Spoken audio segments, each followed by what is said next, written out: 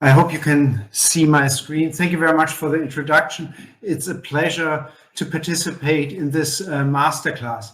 So in the next 20 minutes, I will talk about initiation of renal replacement therapy. I will show you the evidence, and I will also talk at the end of my talk about individualizing the initiation of renal replacement therapy. Here you see my conflicts of interest.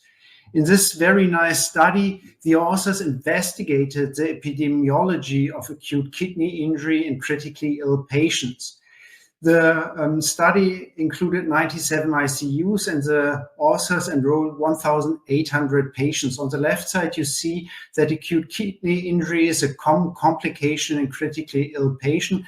The incidence is approximately 50%. 15% of all ICU patients develop a mild AKI, and more than 25% of all ICU patients develop a severe AKI. And on the right side, you can see that AKI is associated with an increased mortality, and the mortality is dependent on the severity of AKI. So mortality in patients who have a severe AKI is up to 60%. In the last couple of years, we performed several studies investigating different measures and drugs to prevent or treat acute kidney injury, however, without any success. So most of the trials were neutral, and there is currently no specific therapy available. Here you see the epidemiology of dialysis-dependent AKI. On the left side, you see that the incidence of the dialysis-dependent AKI significantly increased over the years. The reason for this is because we treat older patients, and the procedures we are doing nowadays are more invasive compared to the procedures we did in the past. On the right side, you see that the mortality rate of this patient cohort is very high. It's up to 50%. And we were not able to decrease the high mortality rate in this patient cohort over the last decades. So the question is, when should we start renal replacement therapy? And we can go back to the KDIGO guidelines, which were published back in 2012. And we find two recommendations regarding the initiation of renal replacement therapy. The first recommendation is initiate renal replacement therapy emergently when life-threatening changes in fluid, electrolyte, and acid-base balance exist. This recommendation is not graded because at this time point there was no evidence, and for this recommendation we will probably never generate evidence, but I guess nobody will argue against this recommendation. What are absolute indications for renal replacement therapy? And I listed these absolute indications here. It's hyperkalemia, therapy-resistant metabolic acidosis, hypermagnesemia, diuretic resistance volume overload, uremic syndrome, intoxication, drug overdose. So if you have an absolute indication, you should initiate renal replacement therapy directly. However, in critically ill patients, it is very common that they have a progressive decline of kidney function, and most of the patients don't directly develop an absolute indication. And the question is, what should we do with these patients? And here there is a second recommendation in the KDIGO guidelines from 2012, and we can read, consider the broader clinical context, the presence of conditions that can be modified with renal replacement therapy, and trends of laboratory tests, rather than single blood urea nitrogen and creatinine thresholds alone when making the decision to start renal replacement therapy. At this time point, there was no evidence, so it's not graded, this recommendation, but this recommendation doesn't really help us when to start renal replacement therapy in critically ill patients with an acute kidney injury. Here you see the outline of my talk. First of all, I will talk about general considerations. So I will talk about complications of AKI, and I will talk about what we do in daily practice. In the second part, I will give you an overview of the literature. And in the last part of my talk, I will talk about individualized therapy. But let's start with a general consideration.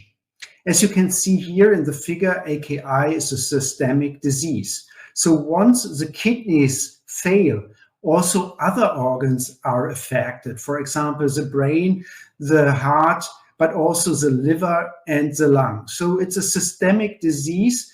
And we nowadays know that patients don't die with acute kidney injury. Critically ill patients die of an acute kidney injury. And once the kidneys fail, different organ systems are affected. Most of the patients who develop an acute kidney injury have a decreased urine output, so it is hard to achieve a normal fluid balance in these patients. And you all know this figure from your physiology class. We always aim to achieve a normal volemia because on the one side, we know that a hypovolemia is associated with organ dysfunction and an increased mortality, because if we have a hypovolemia, the cardiac output goes down, the perfusion of the organs go down, and this causes or might cause an organ dysfunction. And in recent years, there is literature suggesting that a hypovolemia is also associated with organ failure and an increased mortality. And that's the reason why we want to achieve a normal volemia. But this is quite difficult in patients who develop an acute kidney injury. Here, this is a post-hoc analysis of a randomized control ARDS trial. And here they investigated liberal versus conservative fluid therapy. And in this post-hoc analysis, the authors nicely demonstrated that the AKI rate was higher in the liberal fluid therapy group compared to the conservative group. And it's not surprising that patients who developed an AKI, as you can see here on the right side, have an increased mortality compared to patients with no AKI. This is an observational study nicely demonstrating that the volume overload is associated with an increased mortality. 198 ICUs participated, and the authors enrolled more than 3,000 patients. First of all, the authors demonstrated that patients who developed an AKI had an increased ICU and 60-day mortality. And then in the further analysis, they only focused on patients with an AKI and divided these patients into survivors and non-survivors, and nicely demonstrated that non-survivors had a more positive fluid balance. And the authors concluded that a fluid balance correlates with a 60-day mortality. This is another observational trial, and here the authors demonstrated that a fluid balance in AKI patient influences the mortality rate. Here, the authors looked for fluid overload in patients with an AKI at the time point of initiation of renal replacement therapy. Fluid overload was defined as a weight gain of more than 10% from the baseline. And they nicely demonstrated that if the patient who have an AKI have a fluid overload at the time point of initiation of renal replacement therapy, then the mortality rate goes up. That means that we should try to avoid a fluid overload in these patients. But as I said before, AKI affects different organ systems, also the immune system. This study nicely demonstrated that AKI is associated with an increased infection rate. It's a retrospective study, and the authors included almost 25,000 cardiac surgery patients. And the primary outcome was the incidence of severe infection, which was defined as pneumonia and sepsis. Here on the right side, you see that the rate of severe infection was quite low in patients undergoing cardiac surgery who didn't develop AKI. The rate was 1.6, but this rate significantly increased to 23% in patients who developed an acute kidney injury, and it further increased in patients who developed a dialysis-dependent AKI up to 60%, and this was associated with an increased mortality.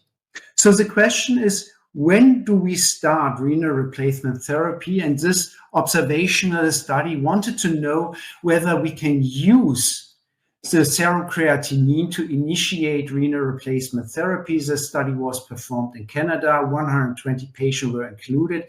And here on the left side, you see that the dots are all over the place. That means that we cannot use the serum creatinine to initiate renal replacement therapies. Some physicians start once the serum creatinine is really low, and some physicians wait until the serum creatinine is quite high to initiate renal replacement therapy.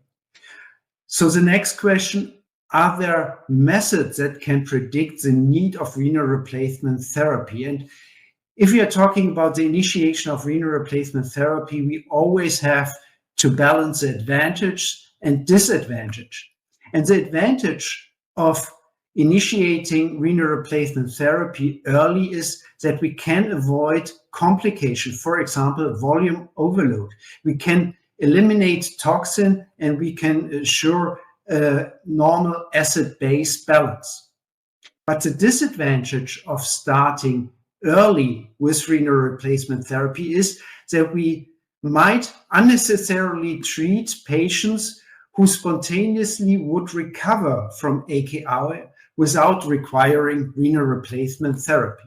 So we always have to balance the advantage and disadvantage. So we want to avoid complication, and we of course want to avoid unnecessary treatment. However, if we compare renal replacement therapy with other extracorporeal organ support, then we realize that we start late with renal replacement therapies in patients with an acute kidney injury. And this is shown in this figure. Here we compare renal replacement therapy with ECMO. So the question is, when do we start ECMO in patients with an acute heart failure? We don't wait until the patient develop a multi-organ failure. We start earlier. We start once the cardiac output goes down and the lactate levels go up. So we start early with the ECMO therapy in patients who have an acute lung failure. We don't wait until the patient have a persistent severe hypoxemia. But in patients with an AKI, we often wait very long before we initiate renal replacement therapy until the patient has a volume overload, an infection, or an organ interaction. This is a meta-analysis which was published more than 10 years ago, and this meta-analysis suggests that early initiation of renal replacement therapy is associated with a reduced 20-day all-cause mortality. However, this meta-analysis had a couple of limitations. For example, this meta-analysis mainly included observational studies and not randomized controlled trials. So the question is, do we have any tools that can predict the need for renal replacement therapy? So clinical variables cannot be used to predict the need of renal replacement therapy. Stage and duration of AKI and also functional markers cannot predict the need of renal replacement therapy. So in the next part of my talk, I will give you an overview of the literature. And here I want to focus on one slide. This slide summarizes all the important studies that have been performed during the last decade. So there are 5 studies investigating the timing of renal replacement therapy. And I want to start on the left side, the ELAINE trial. This was a single-center randomized controlled trial, which we performed here in Münster, and we compared an early versus a late initiation of renal replacement therapy. Early was defined as a stage 2 AKI, and late was defined as a stage 3 AKI. And we demonstrated that the early initiation of renal replacement therapy significantly reduced the primary outcome. And as a primary outcome, we used the 90-day all-cause mortality. All the other 4 trials were multi-center randomized controlled trials. And they also compared early versus late initiation of renal replacement therapies. And none of the trials demonstrated that the timing of renal replacement therapy affected the mortality. Some studies, 2 studies, used the 90-day mortality as a primary outcome, and the 2 AKIKI trials used the 60-day all-cause mortality as a primary endpoint. However, there were differences between the ELAINE trial and the other trials. So in the AKIKI trial, IDEAL ICU trial, START IAKI trial, only 50 to 60% of the patients in the late group were treated with renal replacement therapy. That means that 40 to 50% of the patient in this group spontaneously recovered from AKI without requiring renal replacement therapy. And this was completely different in the ELAINE trial. Here, 90% of the patients in the late group received renal replacement therapy. And this is quite important. If we look at the AKIKI trial, if we look at the per protocol analysis, here only 51% of the patients in the AKIKI trial in the late group received dialysis. In this per protocol analysis, only patients who received renal replacement therapy were analyzed. And you can see mortality difference between the late group and the early group. The mortality is significantly higher in the late group compared to the early group, showing exactly the same results as the ELAINE trial. So all the trials had several limitations. Here, the trials looked at a very heterogeneous patient population. A lot of patients were excluded, especially in the START AKI trial due to equipoise. All the trials used the stage of AKI. Also, the authors knew that the stage of AKI cannot predict the need of renal replacement therapy. Renal replacement therapy was not standardized. But important factors were not considered. For example, demand-capacity relationship or the trajectory of AKI. So the question is, do we already have answered the question, when should we initiate renal replacement therapy? And in my opinion, we haven't answered this question yet. And that's the reason why I believe in individualizing the therapy. And if we are looking at patients with an AKI, we look at a very heterogeneous patient population, as you can see here in this figure. And if you're introducing a therapy, we look at the estimation of an average treatment effect. But we have to look at very homogeneous patient population to see an effect. So it might be that some patients benefit from early initiation of renal replacement therapy, but it might also be that some patients benefit from late initiation of renal replacement therapy. And this is a very nice review written by Christopher Seymour about precision medicine. And the authors wrote, however, precision medicine faces many challenges in critical care. These include confusion about terminology, uncertainty about how to divide patients into discrete groups, the challenges of multimorbidity, scale, and the need for timely interventions. And here you can see how such an individualized approach could look like. So let's say we look at patients with a moderate AKIs, and we have to do a patient enrichment. So this increases the prevalence, and then we can use biomarkers in order to decide whether the patient needs renal replacement therapy. So if the biomarker is negative, then the patient doesn't need renal replacement therapy. And if the biomarker is positive, then we can look whether the patient benefit from early, late, or very late initiation of renal replacement therapy. But the question is, have we already identified such a biomarker? And as I said before, AKI is a very heterogeneous syndrome, and I don't believe that we find one biomarker that can really tell us when to start renal replacement therapy. So let's start with one biomarker or one test, and that's the furosemide stress test. I guess most of you are familiar with this test.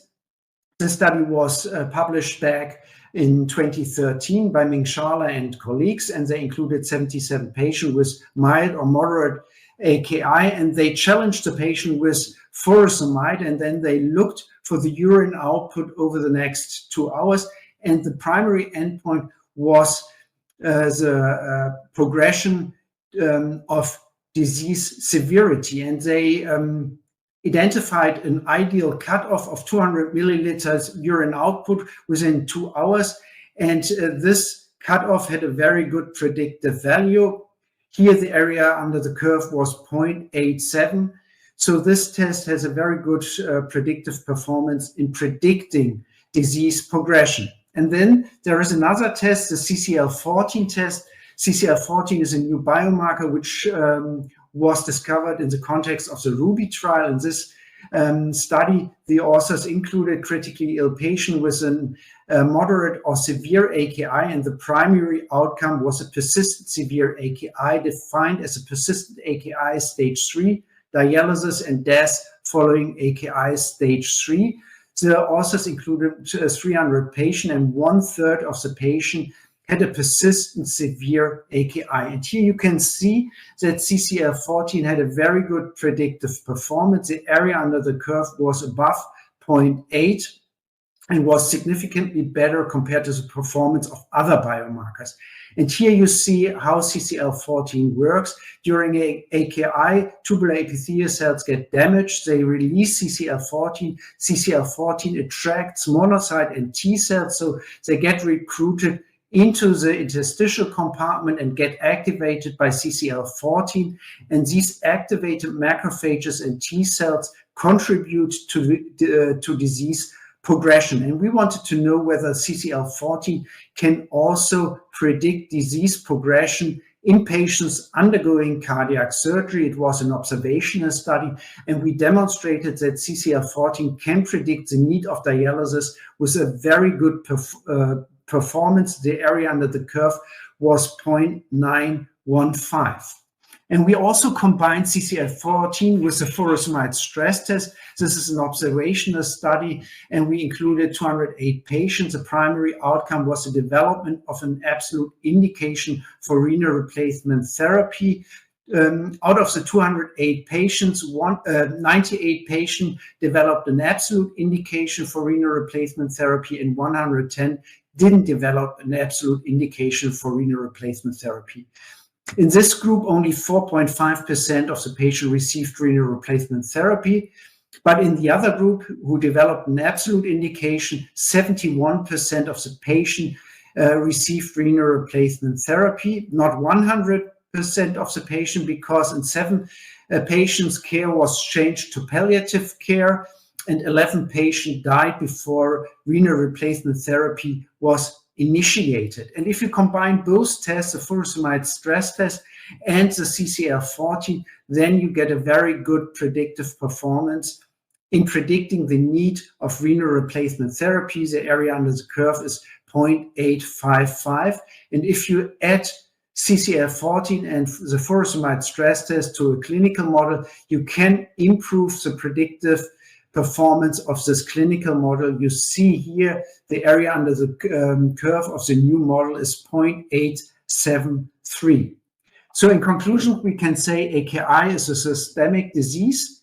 AKI is a common complication in critically ill patients and is associated with an increased morbidity and mortality. Dialysis should be initiated before AKI-associated complications occur, for example, volume overload or infections. And the aim is to individualize the initiation of renal replacement therapy. Thank you very much for your attention.